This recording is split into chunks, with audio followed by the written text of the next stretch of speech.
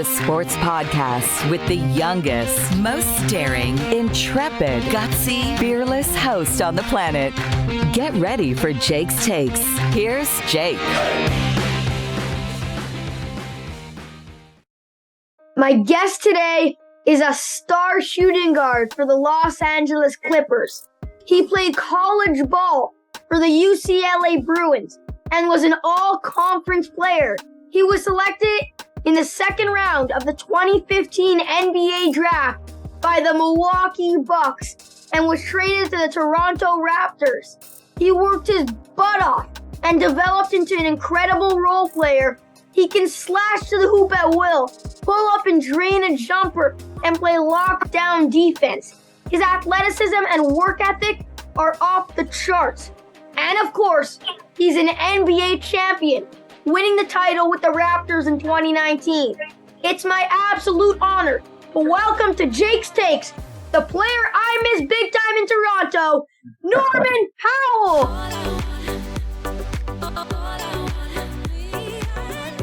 Hey, there we go. How you doing? I'm good, man. Appreciate the introduction and the energy.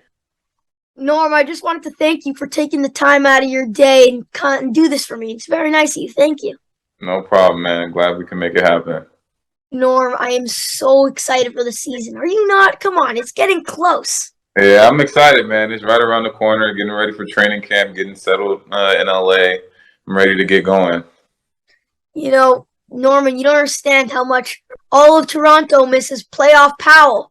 Come on. Yeah, I miss those days too, man. It was great. I miss Toronto, the city, the fans, really the atmosphere, just the vibe of the city. I still miss it to this day.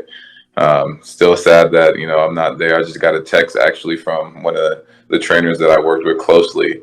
And she's on maternity leave. She had a kid and she was her first day back into the OVO. And she's like, "Oh, I'm still sad that you're not here." So the feeling is the same. We all miss you, Norm. We all miss you. Okay, so you ready to talk some hoops? Yes, sir. Let's do it. Let's go. So I was just at UCLA a couple weeks ago, actually, and it is a gorgeous place.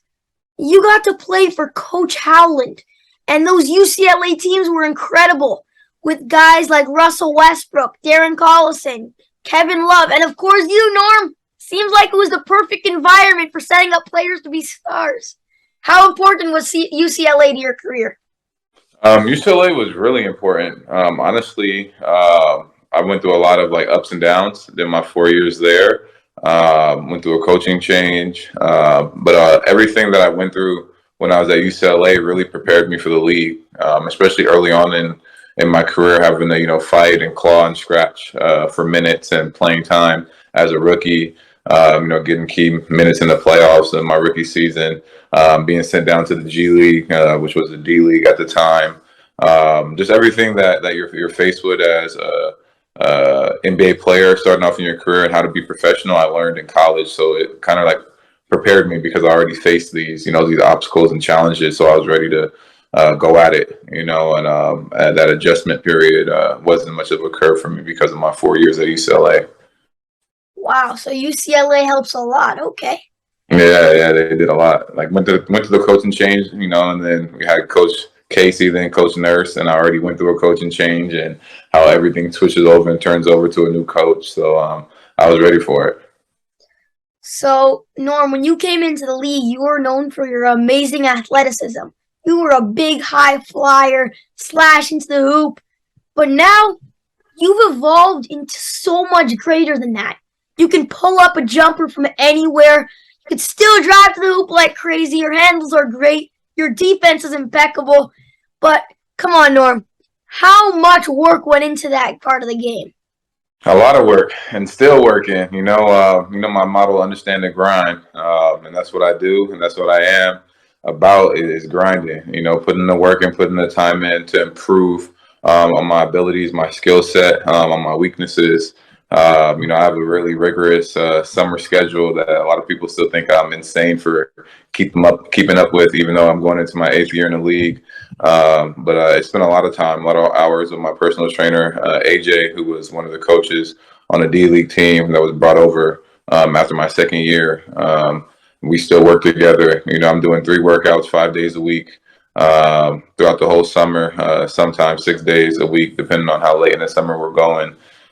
So I put a lot of time in on the court, and then off the court, just watching film, watching my clips, watching other players, and seeing how I can improve that way and add things to my game, and make my strength weaknesses even better. So I mean, that's what I'm about, which is how I was able to make so many improvements throughout the course of my career.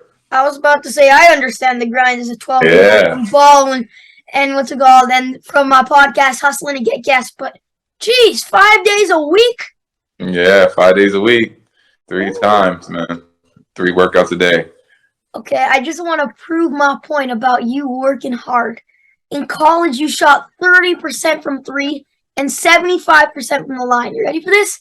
And now you're shooting over 40% from 3 and over 85% from the line. That jump is insane, Norm. Almost as good as your vertical jump. What went into that incredible improvement? Come on. Well, one thing I do have to credit the coaches for with the Raptors is believing in me and my abilities and seeing the potential. Because that was like the knock on my game coming out of college. Would I be able to score? Would I be able to shoot at the next level? Because of my 3-point percentage in my years in college. And one of their first adjustments that was made working with JAMA when going into summer league was not jumping so high on my shot.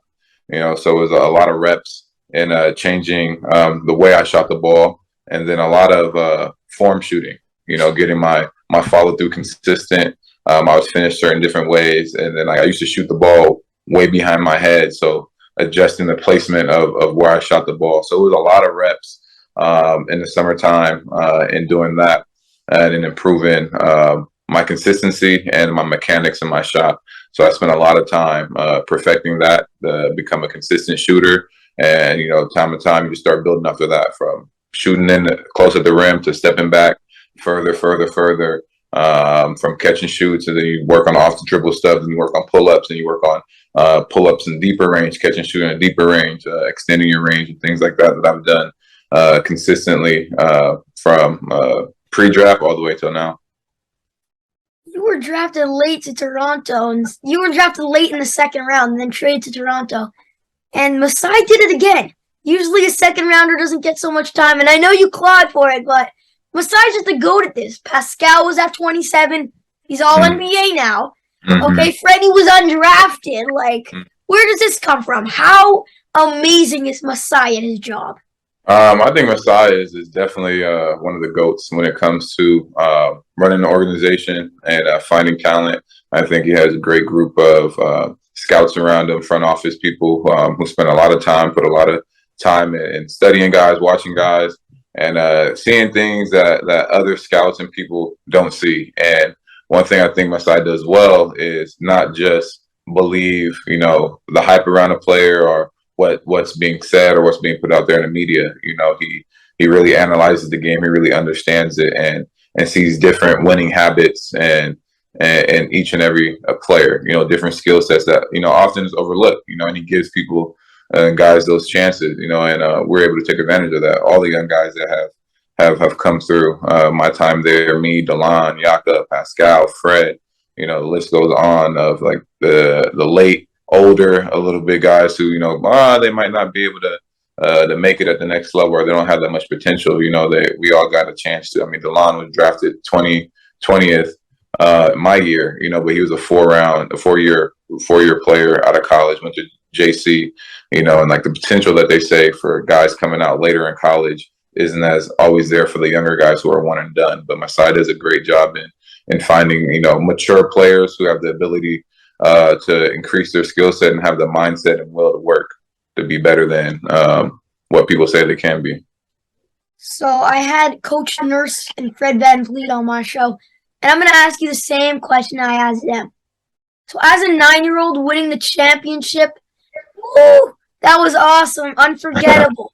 But come on, tell me what it's like as a player, being an important role of that team.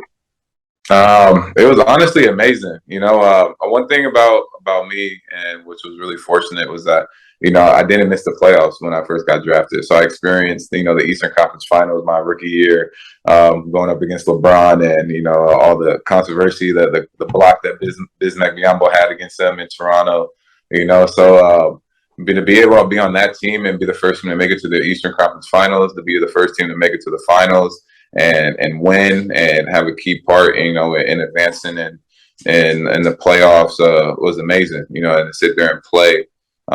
It's really a dream come true. And I still till this day when people are like, oh, what's up, champ? Oh man, like how was that championship? People are asking me the different things that I saw with our team, that made us a championship caliber team. It's still weird to talk about. Like I'm really an NBA champion. I really have a championship ring.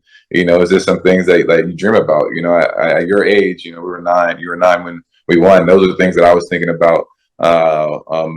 Being on that stage, playing, imagining what it would be like, and to actually like experience it, and then to see the reception and to be able to do that for a whole country for the first time. I mean, you can't even write a better story than that. And the fact that we won the last game against Philly, not Philly, Milwaukee, on my birthday, to go to the championship, was like the best birthday. I don't think I have a better birthday present than that right there. What was better, the birthday present or at the parade, Kawhi going, oh, come on, the whole team was dying. Yeah, I think that was a good cap to everything, after everything that's happened, everything that people were talking about. I think that was a good cap to that. Yeah, he's a fun guy, am I right? Oh yeah, definitely. T-shirt says it all. So, Norm, it must have been pretty bittersweet when you left the Raptors, because on the one hand, the Raptors were your organization. They brought you in. Come on, it was hard to leave them, I'm sure. But then on the other hand, the Blazers wanted you so badly. Like, so badly. Come on, they were targeting you like insane. So how did that feel? Like, which side were you playing? Well, I never wanted to leave the Raptors. Like I was clear about that in a lot of interviews. Like I wanted to be there long term. I thought that we had a team that was kind of like building, to be like the Celtics, where like the younger guys were becoming the vets and having a chance to, prove, that they can be a championship team. We had all the pieces in place. Me, OG was coming into his own. Fred, Pascal. I think the one thing that we all talked about, as friends and as players is, man, if we get another center, like we'll be ready to go. We got guys coming off the bench. We had Terrence Davis. Stanley was playing really well. Like we had a lot of guys still. Chris Boucher. We had guys that could come out there and hoop and play hard and play together and knew how to play the game. So we're excited about that. And it definitely like hurt. To be traded, just because, all the years I spent with the organization, winning the championship, the ups and downs, the connections you make, the city, the reception from the fans, the people that you have as friends outside that, you hang out with in Toronto. Yeah, it definitely sucked. I wasn't expecting to be traded at all, especially with the way I was playing that year. I thought once we get over this little COVID thing, we'll be able to make another push, because before that we were a top team in the East, looking really dangerous for the playoffs. And then COVID happened and everything like that. So the organization decided to go in a different direction, and literally it came down to the last minute, or just a minute over the deadline for the trade, for me to find out that I was traded to Portland. Definitely bittersweet. But, it's nature of the business, and I looked at it that way. And, it still kind of hurts a little bit to talk about, just because I'm so connected to the city. But it was a great time in Portland, and I was looking forward to the new chapter and seeing what it was like with a new organization. Norman, before you get all upset and everything that you got traded, I'm going to switch the topic. Let's talk about your current team. Okay? I think people don't realize how good the Clippers are going to be. We all know how good scary Kawhi is. You got Paul George. Oh, come on. He's a star. You got the John Wall pickup, which I love, because he has something to prove, like a lot to prove. Mm-hmm. And like some really strong role players. You're a champion, so you know you know what it takes to win a title. Do you think this team got what it takes? I definitely think we do. I mean, if you look at how the team has been constructed, I mean, even last year when like they dealt with Kawhi being out all year, PG missed a ton of time with injuries, and they still stay competitive. I mean, they broke records for comebacks in a season. The team is a team that plays together. They play hard. They got a great coach in T. Lue, who knows the games, knows his players, knows how to get the best out of them. And I mean, we were right there, to make the playoffs all year long with two of the best players on the team out. Everybody stepped up. The young guys got great reps in the game, and that we're being competitive, and we're right there. I mean, if PG stays healthy, near that end, when he went out with COVID for the plane, I think we make the playoffs and can make a push to do something. So it's all about us staying healthy, and the pickups with me and Rocco coming in now, full season, full training camp, actually learning and understanding the schemes and what they're trying to accomplish rather than just being thrown in there mid-season from a trade. I mean, we have 12, 13 guys that can start and be key contributors on any team in this league. We have them all on one team. So the key is to stay healthy, and build that chemistry, that togetherness on the court with me, Rocco, John, understanding everybody and playing with Kawhi and PG again being at full strength. I think the biggest thing is building that connectivity on the court and staying healthy. And if we're able to do that, I think we'll be a really dangerous team throughout this season and help make a deep playoff run. Norm, tell me how excited are you to be back with Kawhi? Come on, that must be awesome. Yeah, man, it's been good. It's been good so far, Been able to work out with him again and spend some time in San Diego, pick his brain again, just being around him. He's a great guy. I've known Kawhi forever. I know everybody knows the story behind that, him and my mom, his mom and my mom being friends and all of that. So to be back around him and talk to him and with his boy Jeremy, I've known Jeremy. He was my official visit host when I was in high school at San Diego State. So the connections and ties run deep. So it's just good to be back connected with them and push for this championship. I know him and PG were a big advocate in trading for me from Portland to the Clippers. So it's good to be wanted. I think he sees the value in me as a player and what I bring to the table. So to be back with them and competing for this upcoming season, at full strength is going to be fun. So last question, Norm. You've played with a lot of unreal, incredible stars in the league. But tell me, how good is Damian Lillard? Dame Dollar. Oh, come on, he's scary good. Yeah, Dame is probably one of the most talented and gifted players that I've played with. What if I ask Paul George? What do you got? Paul George? Nah. Give me a little wave? I'm gonna let that stay between them two. But yeah, I mean, Dame is amazing. When I came there from the trade, I mean, he was tearing up the league. I mean, that playoff performance against Denver I've never seen anything like that before in my life. And I was really excited coming back for this past season. The same thing, having a full training camp. Unfortunately, he was dealing with a nagging injury and had to have surgery on that. But I mean, the dude has it, and he works extremely hard, which is another thing that I like about him. I feel like our work ethic and our attention to details and getting better and putting the time in is at the same level. But the talent he has, shooting the ball, creating his shot, getting to the basket, setting up his teammates. I mean, he knows the game inside and out, and he's tough. He doesn't back down from a challenge, which I really like, and I'm the same way. So I thought we got along really good in our time there. And I'm excited for him to come back, fully healthy with a full summer under his belt after his surgery and see what he does. Norm, I can't thank you enough for coming on my show today. It was such an incredible experience. Did you have fun with me today? Yeah, man. I love your energy, man. I love what you're doing. Stick with it. I see the passion in it.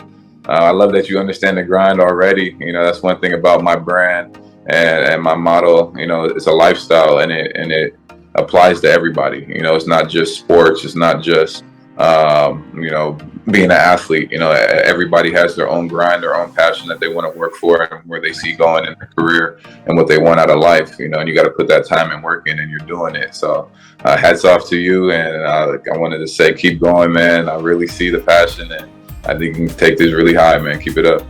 Thank you, Norm.